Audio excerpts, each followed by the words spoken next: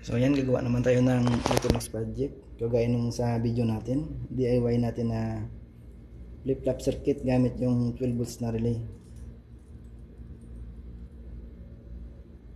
So ayan, umpisahan na natin. So ito yung mga parts na gagamitin natin. Nagamit tayo dito ng 12 volts na relay, naka 5 pin po yan.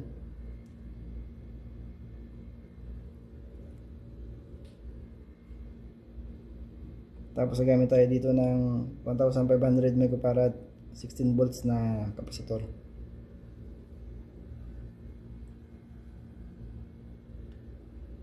Tapos meron tayong 100 ohms na resistor.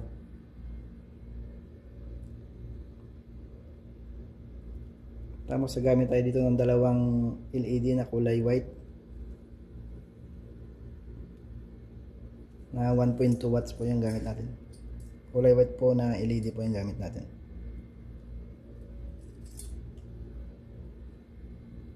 Tapos nagamit tayo ng dalawang jumper wire sa input side natin.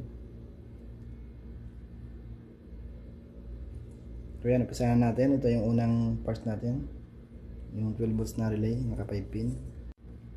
Tapos isunod natin yung 1500 microfarad 16 volts na kapasitor natin. Yung connection nito, yung negative side ng kapasitor natin, nakakonect yan sa coil number 1. Tapos yung positive side naman ng kapasitor natin, nakakonect yan sa coil number 2 natin. So yan, nakonect na natin.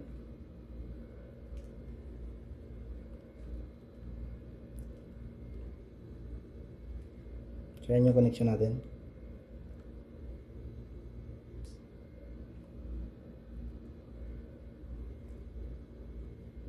Tapos cut muna natin yung mga extrang paa ng kapasitor.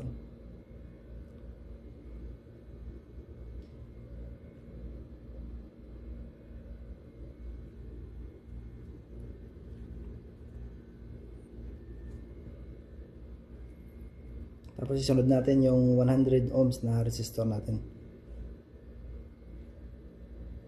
Yung connection naman ng 100 ohms na resistor natin, nakakonect naman yan. Yung isang paa, nakakonect naman yan sa normally closed ng contact ng relay. Tapos yung isang paa, nakakonect yan sa coil number 2 at saka sa positive side ng kapasitor.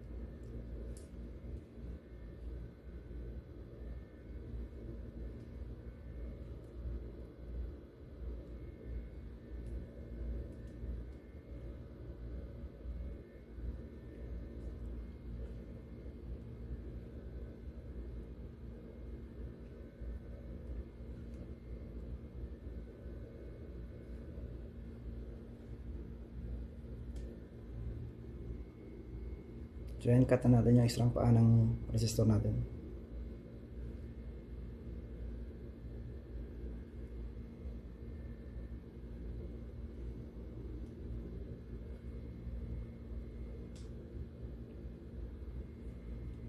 So yan yung circuit natin.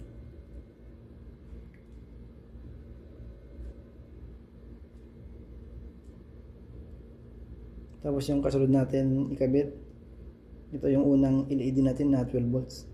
Yan po yung positive side niya, yung may band na kulay red po. Yung positive ng LED natin na nakakonect yan sa normally open na contact point ng relay. Yan.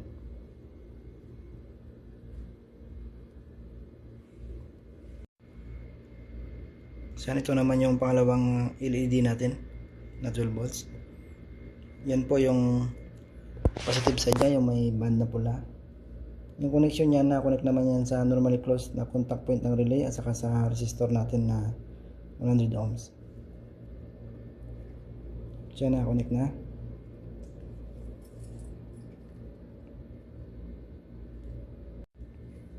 So yan ang kasunod natin ikabit, yung jumper bar natin na negative side. Yung connection ng negative side natin na 12 volts, na-connect yan sa coil number 1 at saka sa negative side ng capacitor natin.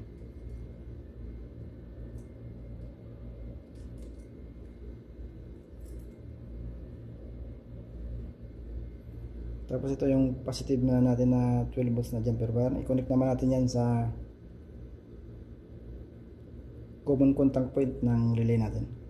Common contact po yung kawitan natin ng positive natin na 12 volts. So yan, nakakonect na.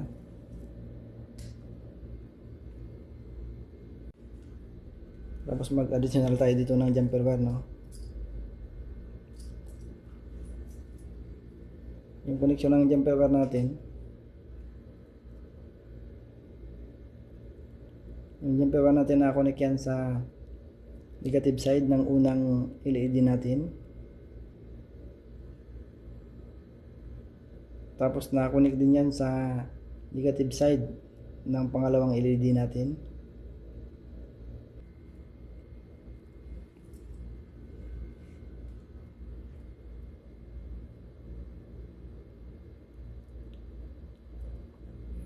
Tapos yung dulo ng jumper wire natin, nakakonect yan sa coil number 1, negative side ng capacitor, at saka sa negative input natin na jumper wire na 12 volts.